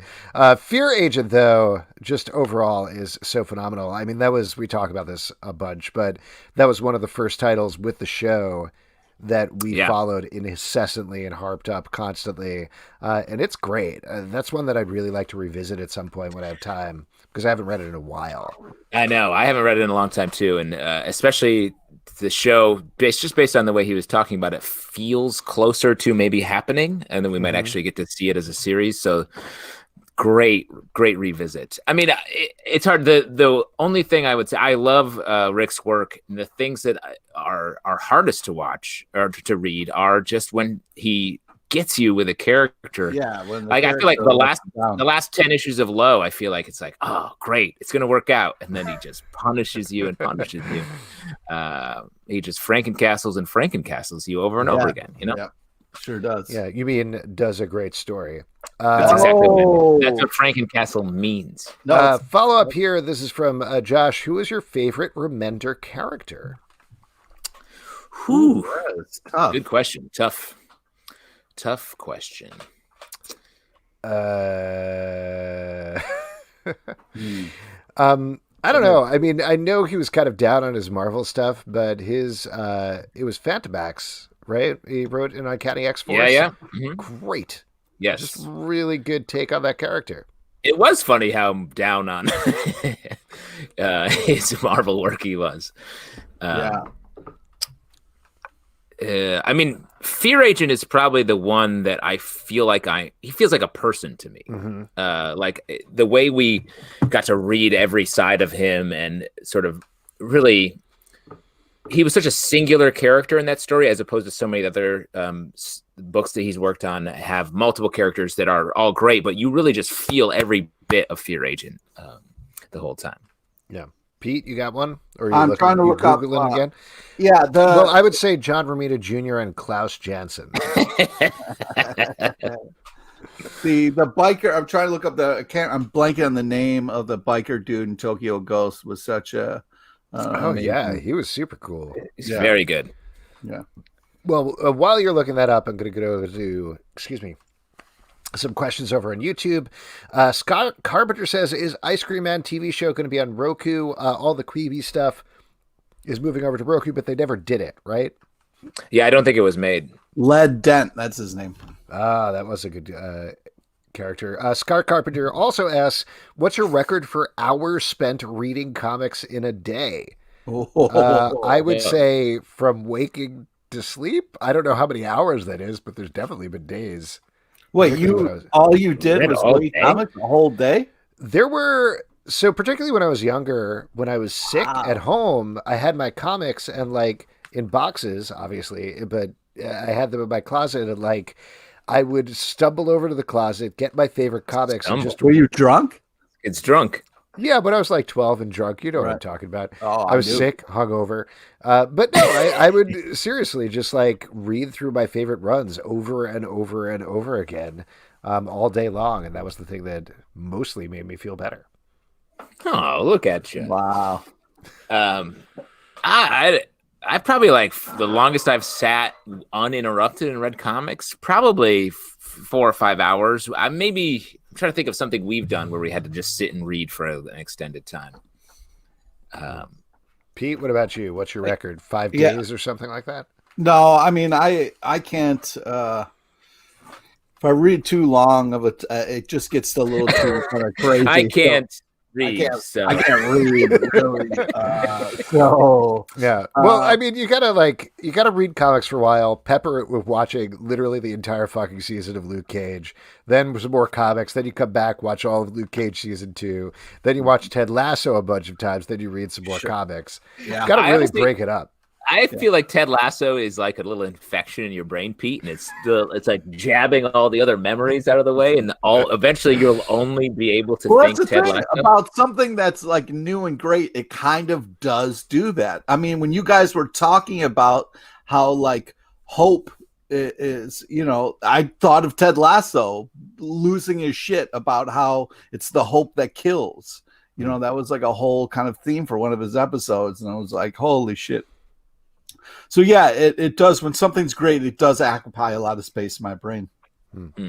But I would just say, like, I've definitely stayed up and done like sleepovers as a kid where all we did was read comics. But I still don't think I went more than 5 hours. I mean, because we would, eat sugary cereals and fucking binge comics. But I feel like I could still only go like 5 or so without. Well, that's because Ted Lasso didn't exist back then. Yeah, it's a pre-PL environment, pre-Lasso. This is a question from Stray Bullet, more serious one. But since the attendant... Wait. Oh, yes. Please give him the official title. You can't just say Stray Bullet. He's official chef of Comic Book Club. Show this some is respect. that's relevant to what he's about to ask. Since the attempted coup at the Capitol, a few comic book industry guys have come out to say that Marvel should retire the Punisher for a bit because so many of the mouth breathers sporting the classic skull. I know this is a touchy subject, but are they right? Well, I've been thinking about this a lot. Yeah. Pete, you go first. I saw that, and I was just like, you can't go back to the days of burning books because there was a book that had something bad in it. You know, you have to be able to disassociate and let things kind of be in their place. For me, and things are different for different people. I don't know the kind of mentality it would take to go and fight in a real war. But for me, like, having violence in comics is a safe place where I can kind of feel and work out some anger in a way that can stay there and not harmful to the people around me. But I don't know what it's like for other people. So it's very hard for me to speak on this. But I do know that I know the difference between what's on a page and what is real life. They might be, I'm not kind of the demographic for this, but I just think that, like, that's a slippery slope, because when do you stop then saying, well, this comic did this one time, so it should be gone too, Well, I'll tell you what, if a bunch of people wearing a Spider-Man logo took over the Capitol and tried to kill people in Congress, I feel like I might feel a little waffly about that one as well. Well, and yes, but I think, can you blame Spider-Man for what somebody else does? This is not about blaming a fictional character. Pete. Okay, he's fictional, Punisher fictional. I think the big thing is, like, if I'm someone, say you're taking over writing the Punisher today, and you're a good person that doesn't want to exacerbate these tensions, I feel like you need to, as a creative person, be like, how do I distinguish this character? Why do these people idolize this character? And how do I make sure that this character is not that? How do I distinguish this character from what these people are taking from it, and using it as a badge of honor to do horrible things? And I do think there's a lot of Punisher stories out there. There are some good ones. There are many that are just very simplified, like, I just want to shoot people because I'm mad. And I think the character can be more nuanced than that. The character is basically Batman, but he shoots people. Like, it's one step away from Batman. Slightly different origin, but it's about having a horrible loss and then dedicating your life to a crusade that is... that's the superpower, is being obsessed with something. And people aren't wearing Batman ears and going and committing these horrible crimes en masse. And the Punisher logo, it has become a symbol for that. So I think you got to pull it back, figure out what it means to, what the Punisher means in this time. Pete's Punisher Slippers does make a good point, where it's like, so not a story where the Punisher just mows down MAGA hat wearing people, but that's doing the same thing that made the Punisher what it is. I think the main thing, even as somebody who is not the hugest fan of the Punisher, seeing folks with that symbol and also seeing people running around with Civil War sweatshirts that were based on the Captain America Civil War logo, that sucks. Like, I hate seeing that stuff. Obviously, there are things that are way worse that happened that day, but seeing that stuff come out as a comic book fan, it drives me up the wall and is infuriating, because it feels to me like these people very obviously not only didn't read the comics, which I could allow, like, sure, fine, you haven't read every Punisher comic, that's okay. Yeah. You are a terrible person who is adopting the symbol and don't understand everything about the character. Okay, we can kind of move beyond that. But, like, it's pretty easy to watch Captain America Civil War, and I'm sure a bunch of those people did, and they took no lessons from anything that any of the heroes did in those movies at any point ever. And that is infuriating to me. That's, I was making this joke about the Spider-Man logo, but it's like, people just don't pay attention to these things. They watch them, they consume them, and they're like, Civil War, that's the thing. It's the same thing. I know people are railing us and talking about political stuff, but, fuck it, whatever. But, like, it's the same thing as, like, Trump putting up that thing before the election where he was on Thanos. He was superimposed. He was on Thanos doing the snap. And everybody was like, That's 5 seconds before he dissolves at the end of Endgame. What is wrong with you? Watch a movie all the way through. Like, don't turn it off at that point. He did the same thing with Game of Thrones, where he's like, I'm a White Walker. Let's bring down this wall. Like, you're the bad guy, idiot. I like I like that you're mad at these people for not being completists, not like finishing. It's not even completist. It's like, watch 5 minutes more of the thing that you're talking about, or like be specific in the reference you're doing. And I think the problem is that this is a twofold problem. The first part of the problem is that they're using the Punisher symbol and don't quite understand what it means in terms of the movie and the comics. They're just using it broad strokes. The second part, which is far more important, is Disney, Marvel, and by extension Disney, is doing nothing about it. Nothing. They're just letting it go because they clearly do not legally want to get involved in this. They don't want politically to get involved in this. They don't want people to shoot back at them quite literally. And I get that in a certain sense, but in another sense, they have to do something and they have to say something. They have to, like, if it's not suing every person individually, the artists are right. Just like change the symbol a little bit. If you can't come out there and make a public statement for whatever reason, which is Ike Perlmutter, that is the specific reason, just change the fucking symbol a little bit and make it subtler. And have Frank Castle, who at his core, the heroic aspects of his character, he would not agree with this. He's someone, you have a story where he tears off the logo and is like, this isn't me. Well, but they did that. Matthew Rosenberg did that in a title where he went up to the cops and he's like, no, you are not me. Don't use this symbol. What's wrong with you? Yeah. They're not going to read those books. Like, I understand what you're saying and I appreciate it, but that's not enough. Saying, I'm not talking about fixing the world. I'm talking about fixing the character. Talk about fixing the world. We got to do that. Fixing the world, I think you can't. It is 8:30 on a Tuesday. We have like half an hour left of the show, tops. We got to fix the world before we're done here, Justin. You can't stop people from putting a logo on their shirt if they're just regular people. But cops should not have the Punisher logo. That should be a mandate that happens across the board. The Punisher logo is being used as a symbol of hate and danger, and it's not something you want a law enforcement person to be like, look, I kill people. That's my thing. Like, that should not be a thing. So that's the change that I think should be made in the world. In the character, I think the character can move forward if he changes his tack. Or just stop publishing him, honestly. Oh, sorry. Like, that was honestly, that was my main reaction is like, one asshole ruining things for, well, it's more one asshole, but it's people ruining things for other people. And it's hard to do that.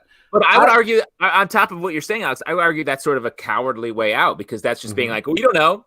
And it's like, write your way out of it. Fix this. If you believe in this, fix it. Like, it's a fixable thing. Here's what I would say. If there is something to show that, like, what they are doing with the Punisher isn't right, one thing they could do is have, like, a Wolverine clone on a wolf on a rooftop, kind of like slice him into little pieces.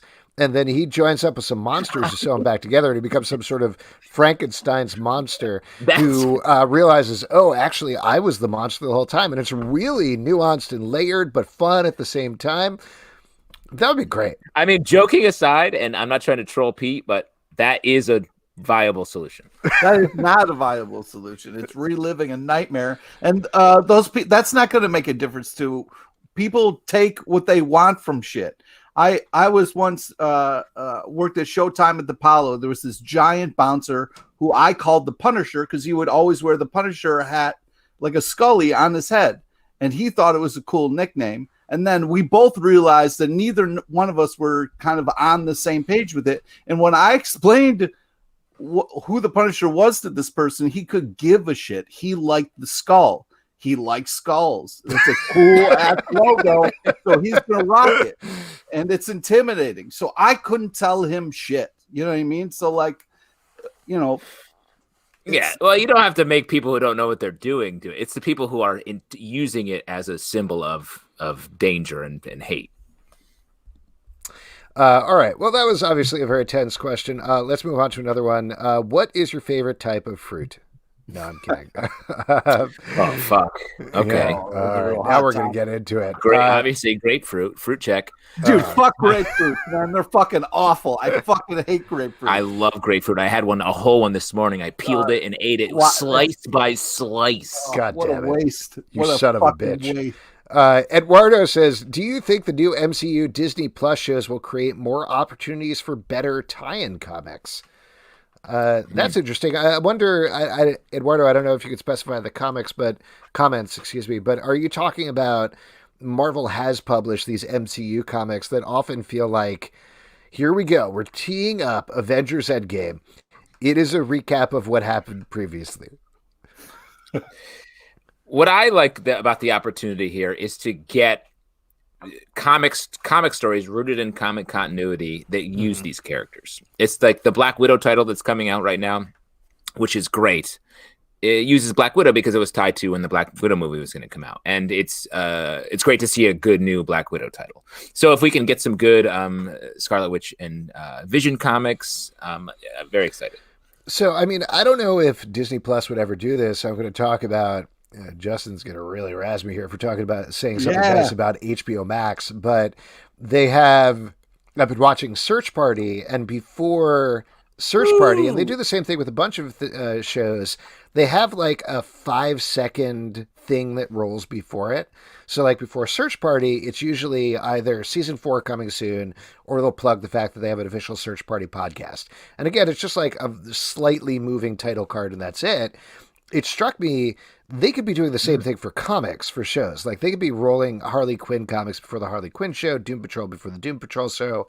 I would love that if they did that on Disney Plus before WandaVision. Just like have 5 seconds where it's like Vision by Tom King and what's his name? Gerard von Grageber. I don't know. Oh, you definitely nailed that. You nailed that. Excuse me? You talking about Mitch Gerard? I've never heard someone go from talking to not talking that quickly. Gerard Gerber.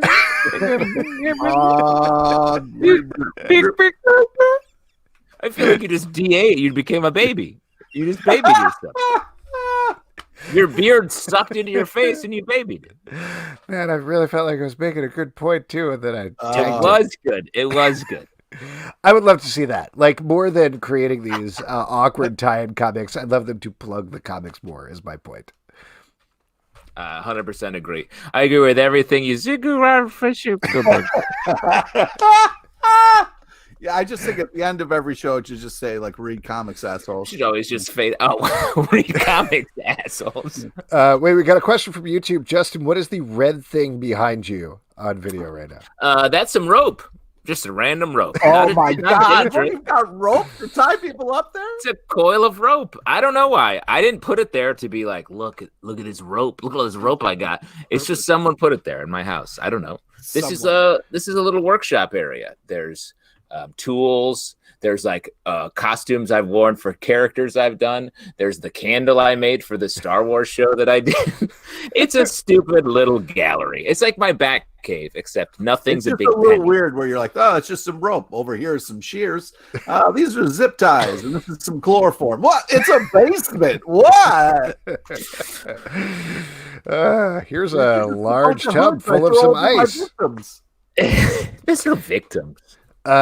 First Stand Up Guy says, which Rick Remender series do you recommend starting with if you haven't read a lot of Remender? Fear Agent. Ooh. Fear Agent. Fear Agent is a good answer, but I would also say Tokyo Ghost, because that is a shorter series and it's great. Truly, I guess any of them. Right now, what are your favorite Rick Remender series right now? I mean, I think I would recommend Deadly Class. Like, I've had some issues with it in the past where it just hasn't really focused on the core concept at all. But the art is so good and the writing is so good and the characters are so much fun. That's a great one to start off with as well. No, but which one what is your favorite right now? If you had to pick one. 7 to Eternity, I think. Nice. It's Jerome Pena is, I think, the artist, and it's stunning. It's also just such a focused fantasy story. Like you were saying, just in terms of digestible, the fact that it's going to go 17 issues of that's it is real good.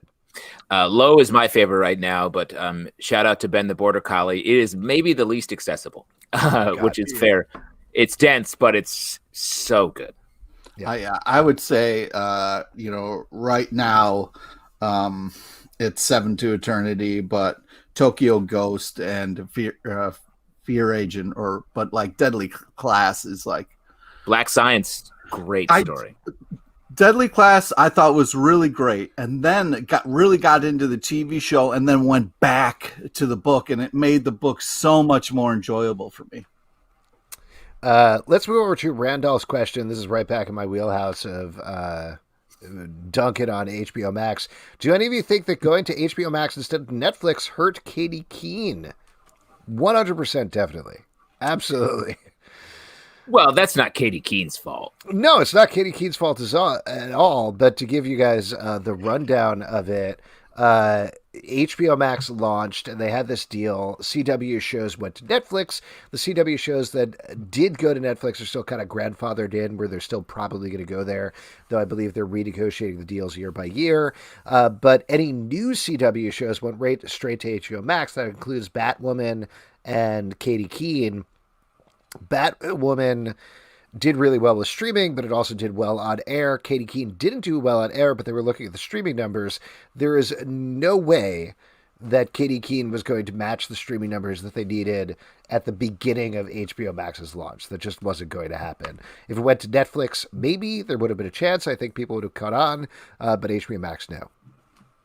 Yeah, unfortunately, that cake was baked a long time ago. Yeah. And really, I think that would have helped, and maybe it could have relaunched it or brought it back. But I think it's just not enough people watched it when it was on air. Yeah. I mean, they wanted to bring it back. They liked it creatively. It's just monetarily it didn't make sense, which is a huge bummer. Great show. This is from First Stand Up Guy. Is it even possible to get into DC continuity these days? It seems so complicated. Let me say, agree, but Future State you don't need to know the continuity if you know that the continuity doesn't matter when you're going in. I feel like the books they've released, there's a lot going on, but if you don't know the continuity, the books are still enjoyable to read, if that makes sense. You just need to know that you don't need to know it. Mm-hmm. I am curious to see what happens after Future State, given that everything counts. So we talked about this on the stack a little bit with Dark Knight's Death Metal. It breaks my brain a little bit to think about what is Superman thinking right now. Like, what does he know about his continuity? What is Superman thinking right now? Like, what's up with him? What's up with him? The S stands for hope. The S stands for hope. I want to know. We don't get enough full frame head. But yeah, I'm kind of I'm curious about that. But to your point, yeah, you can jump right into the Future State stuff. And I'll tell you what, I think that's a good place to wrap up the audience questions and move on to our next section, which is trivia. For that, we're going to turn over to Pete LePage. Pete LePage. There we go. All right. The star of trivia. This is the part we give back to you, the lovely audience. It's an opportunity to win 25 free dollars in the form of a gift card to Midtown Comics. You can buy comics online and be safe. Who would like 25 free dollars? Simply put your hand up. Yes, all you have to do is say hands up or me or something in the comments, either on YouTube or on Crowdcast, and basically you're going to walk away with $25, which is pretty cool. So anybody who wants to do it, just jump on in. You can challenge Pete to a battle to the death. Anybody. Absolutely anybody. Over on YouTube too. Just say me or hand raised. This is like pulling teeth is what this is. I mean, I said I would do it, but... Oh, here we go. Randolph. All right, I'm going to write you on screen, Randolph, so we can get this going. Pete, you ready to do some trivia? Oh, yeah. Yeah, Pete, why don't Are you we tell us finding about out who it's going to be about? Was it about... Oh, is it Chadwick Boseman again? No, it's a different one each time. Oh, interesting. Sorry, Mike. Why don't you set up trivia right now while we're waiting for Randolph to enter the stream? All right, great. Yeah, so today's trivia is on topical comic news and a small nod to the legend Brian Dennehy.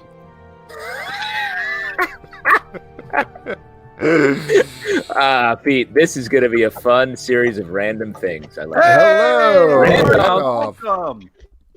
How are you? So Pete's going to ask you some questions, and then at the end, we're going to give you $25, which is pretty cool. So I'll let Pete take it away.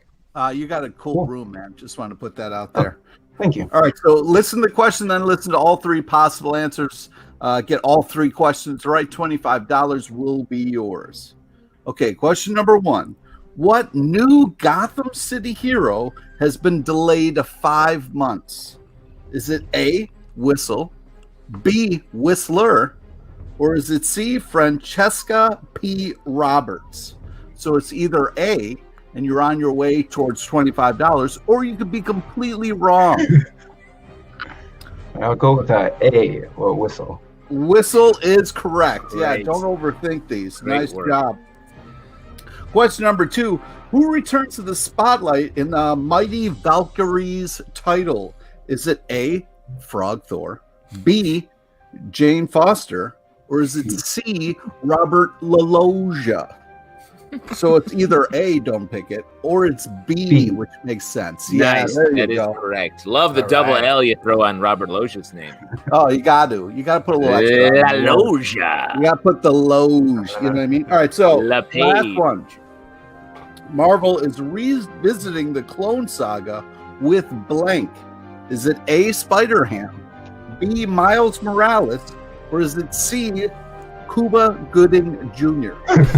So it's A is tempting, but don't pick it. Or I'm is going it to go with my boy Miles Morales. There Yes, it is. you are correct. You are Yes. correct. Well Congratulations. done. You have won $25 gift card to Midtown Comics. Just shoot us an email at comicbookclublive@gmail.com. We'll get that right off to you. A lot of Rand- love in the comments for your decor, Randolph. Oh, thank you very much. Yeah. Where are you coming at us from? Virginia, Richmond. Richmond. Oh, yeah. Nice. Love the Nice. Mohawk Storm. Very cool. Oh, Randolph, have a great night. Thanks so much for playing. You guys too. Yeah, take care. Later. All right. And, Good stuff. So Yes, Pete. I was looking for Kev, but maybe he passed out. So it's not the Gladiator. It was the Gladiator before Gladiator is the movie. Oh, nice. 1992. Yeah. Great. 92 Gladiator starring Brian Dennehy. Dennehy has lightened up in the comments. Everyone's crazy about Dennehy. They're Dennehy-heated right now. They're dead heads. Yeah, why wouldn't you be? I mean, Uh, Tommy Boy, come on! As we all know, tomorrow is New Comic Book Day, unless we're talking about DC Comics. They're already on stands. But what are you guys looking forward to, Pete? Oh, well, I am looking forward to Big Girls #6. What I'm not looking forward to and what I'm very scared of is Ha Ha #1. Haha, #1 is the new title from Image Comics by W. Maxwell Prince, writer of Ice Cream Man, which we've been huge fans of. It was our #1 comic book of 2020. Yes, so it should be in our interesting. special countdown episode. Yeah, so it should be interesting to talk about that on the Stack podcast, which comes out tomorrow on the Comic Book Club feed and also in its own dedicated feed. Justin, what are you looking forward to? I'm looking forward to Haha #1 as well, but I'm looking forward to Homesick Pilots #2. The first issue was great about a small town band that goes into a haunted house sort of separately, and some bad shit happens. This book is taking big swings, dealing with some just great small town musician shit, as well as some great ghost horror stuff. I'm looking forward to King in Black Thunderbolts #1. It's by Matthew Rosenberg, who always writes Rosenberg. super fun stuff. So Berg. I'm excited to check that out. And as mentioned, you can check out Bergie. all of that stuff in our Stack podcast tomorrow.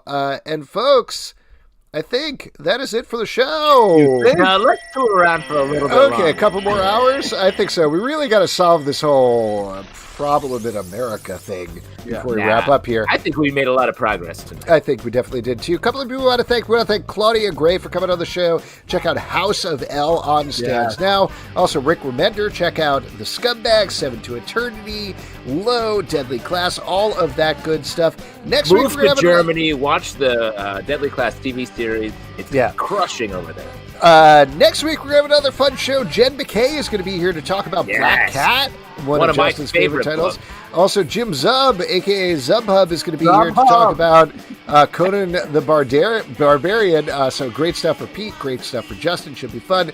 Couple of Alex podcasts. gets nothing. I get nothing other than the joy of your presence. A couple of things to talk about. We have a new podcast called Marvel Vision to start rolling out this week. I don't know, but we're going to be talking about WandaVision. We're going to be talking about Captain Falcon and the Winter Soldier. We're going to be talking about Loki. That is going to be in its own dedicated feed. The feeds are getting set up now, but check that out. Also, Chilling Podcast of Sabrina. We just finished up the final season of that, so check out that podcast. Umbrella Academy podcast is coming back this week. We got 2 episodes taped already. We're plugging through it. We're doing it. American Godcast, our American Gods podcast, is running on Sunday night, so check that out. Yeah. Patreon.com/Comic Book Club to support the show. iTunes, Android, Spotify, Stitcher, or the app of your choice. At Comic Book Live on Twitter. ComicBookClubLive.com for this podcast and more. Good night!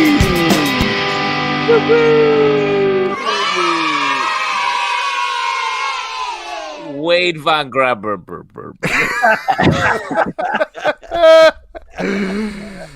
Good night, everybody. Thanks. Have a good night.